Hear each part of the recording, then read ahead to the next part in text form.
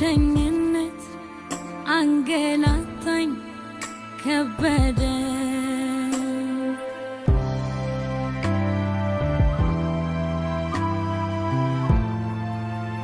ማሚ ለምንድን ነው የምታለቅሽው? በእግዚአብሔር ትናንቴም ዛሬ ላይ አንድ ሆነው አሰሩኝ በእንባታ ጠባለው ፈገግታዬ ምርኮኝ ነገን እንዴት ልየው መልካም አድርጌ ተሸፍኖብኝ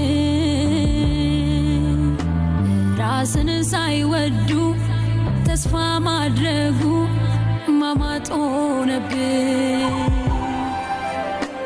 ጭላንጭል ማጣው ጨለማ ወርሶት ለምንድን ነው የምታለቅሽው?